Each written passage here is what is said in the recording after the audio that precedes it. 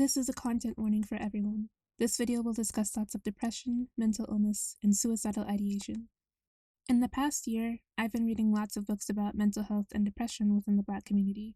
A topic I've seen brought up in most of these books is something phrased as the language of depression, or the belief that lexicon used to describe mental illness varies greatly between races and culture. So for decades, Black people didn't really have words like depression or anxiety or bipolar in our arsenal. Instead, a common code word for depression became the blues. For anxiety, we'd say nerves, and if someone was acting manic, we'd say he's acting out. Because Black people were often denied proper treatment, we lacked medical vocabulary, and we'd wind up conveying our pain through this kind of coded language, enough to denote that we're feeling some kind of negative emotion, but not enough to truly convey its intensity. 10 years before I read those books, and 10 years before today, I was a 13-year-old little girl. And even though I had no concept of mental illness at that age, I was already managing to create a language of my own in order to describe it. At age 13, all of the joy and bubbliness and excitement that I'd had as a child was beginning to seep away from me. Whereas I was once able to draw or write stories for 10 hours a day, now I would open my sketchbook and stare blankly at it, unable to create anything. My grades were starting to slip for the first time in my life, and I found myself barely able to focus in class or concentrate on reading assignments. But the most startling change that had emerged in me was one that was happening within my own mind. I come from a very dysfunctional family, one that's always screaming or arguing or fighting about something. My childhood was very chaotic, and I was often surrounded by aggression, and as a very emotional and sensitive child, I didn't react well to this aggression. Anytime my family would argue, I would always start to cry. I'd run to them and pull out their clothes and beg them to stop. And if it started to get violent, then I'd run in a corner and hide, rocking myself back and forth until they were finally finished. I say all this to convey that I was a very emotional child. I felt things very deeply, and I reacted to aggressive stimuli in the ways that you would expect a child to react. Although my surroundings were very chaotic and oftentimes dangerous, the way that I responded to that danger was ultimately a healthy, normal response that you're supposed to have in that type of situation. But this all began to change when I turned 13, and when depression began to settle into me for the first time. I remember one day my family had been arguing again in the same way that they always did. Their voices were loud, so loud that I was positive everyone in our apartment could hear. I heard things smashing, probably someone punching a wall or throwing something across the room. But instead of crying or shaking or rocking myself like I'd always done, this time something was different.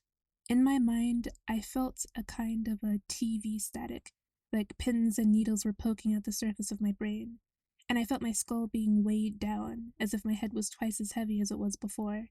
The shouting of my family had faded into a muffled noise in the background, like they had giant potato sacks on their head, and when I tried to stand, I found that I couldn't.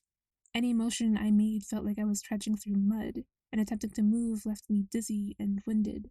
The one part of me that I could move was my hand, and so I grabbed a pen, pulled my journal close to me, and scrawled on its pages a 4-letter word that would come to define the next decade of my life. That word was numb.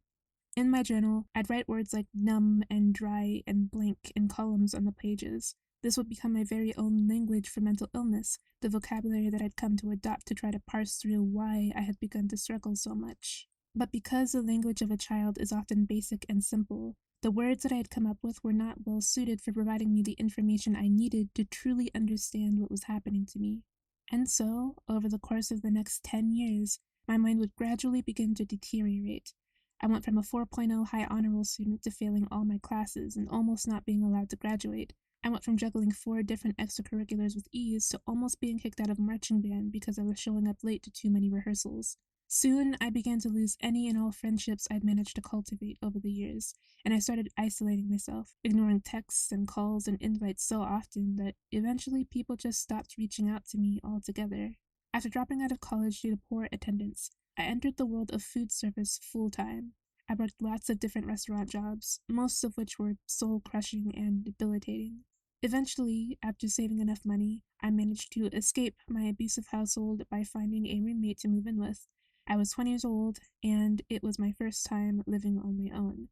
But depression and self-reliance don't mix very well together, and so while I was able to pay rent at the end of each month, every other aspect of my life was rapidly falling apart. I regularly fell behind on dishes, laundry, and basic upkeep, to the point where even being in my own room became a new kind of prison, a prison that reminded me of my incompetence and inadequacy each and every day. I developed insomnia and sleep anxiety, which regularly left me with only 2 hours of stressful sleep a night before I had to be up at 4 a.m. for work the next morning. Eventually, a year after my lease was up, a kind person from a different side of my family offered a helping hand and allowed me to stay with them for low rent while I got myself together. But despite being in the home of someone kind and considerate, the depression that's rampaged me for the last decade of my life hasn't gotten any less severe or rabid.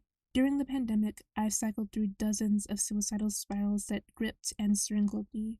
These spirals would bleed into my dreams where, even in sleep, I still couldn't escape the incessant desire of wanting to die, to be given an escape from my circumstances. 10 years from when I first wrote that word in my journal, I am now a 23-year-old woman. I've been diagnosed with major depressive disorder, generalized and social anxiety disorder, post-traumatic stress disorder, and autism spectrum disorder. As an adult looking at all these words, I wonder how different my life might have been had I had access to this vocabulary as a child, the vocabulary of a professional, authoritative medical practitioner whose words have weight and impact behind them.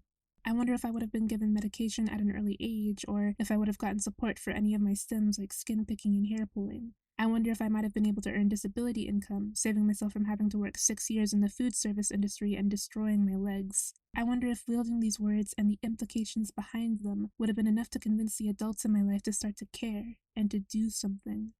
2 weeks ago, the YouTuber ThoughtSlime was incredibly generous and chose me as a submission within the eyeball zone. Because of them, my YouTube channel went from 100 subscribers to over 1,000. My video hit over 8,000 views, and I gained enough new patrons to help cover the cost of my medical bills for the month of September. When a YouTuber gets a blessing like this, a burst of subscribers and a new audience, they're supposed to capitalize on it and turn it into momentum. They're supposed to work twice as hard, to upload frequently, and to continue to advertise and promote their work across the internet. They're supposed to engage frequently with their audience and foster a community that cheers for and supports their work. And I planned on doing all of this. I planned on working harder and pushing myself to do weekly uploads. I planned on launching my TikTok and a Shorts channel, which is something I've been saying I'd do for the last 6 months. This type of proactivity and advancement, this is what you need to do in order to succeed on YouTube. And I desperately want to succeed. I want it more than anything else in the world right now. Succeeding at YouTube would mean that I get to quit working in fast food, an industry that's slowly destroying my feet. It would mean getting to devote myself to art and writing, the two things that I love more than anything else in the world. It would mean having a career that's fulfilling and exciting and more than anything else I could hope for. But despite knowing this, and despite wanting this with every fiber of my being, I still haven't been able to rise to those expectations. I expect to get a lot of kind and sweet comments on this video telling me not to worry and that I don't have to stress and push myself with YouTube, that I should just take my time and give myself permission to move slowly. And while I'll most likely cherish the good intentions in those comments, I don't think I'll be able to listen to or accept their messaging. YouTube, at least as it stands right now, is like a machine. The more work you put into it, the better the results are. And vice versa, the less work you put in, the worse the results are. Meaning that if I wind up having another suicidal spiral and don't upload anything for 5 months, then it could basically drain away all the momentum that I've been given, and the YouTube algorithm could decide that I'm not worth valuing as a channel anymore. Which, given that I'm aiming to use YouTube as a ticket to escape the hellhole that is the food service industry, would be a pretty bad thing to have happen to me. When I woke up the morning of Mildred's shoutout, I wish I could say that I felt overjoyed and ecstatic. I wish I could say that I cried tears of joy or that I jumped up and down in my room. I wish I could say that I felt all of those things, but the truth is that I didn't, because instead I felt numb. And please believe me when I say that I am grateful. I don't think I can fully express just how grateful I am, but for right now, grateful is really all I'm able to say that I am. I was supposed to have another video up on the 1st of October. It was supposed to be about the art challenge called Blacktober and about the internet's perception of it and the stigma that it carries. I still want to make that video, and I hope to have it out before this month is over. I'm working on it little by little every day. But I think that this video right here is just gonna have to be a placeholder video until I can make the other one happen. I guess what I'm trying to say is, hi, everybody. My name is Paya. I'm a person who struggles a lot in life, and I think that that struggle is inevitably going to find its way into my channel. I don't think I'll ever be able to commit to a consistent upload schedule because I am just not a consistent person.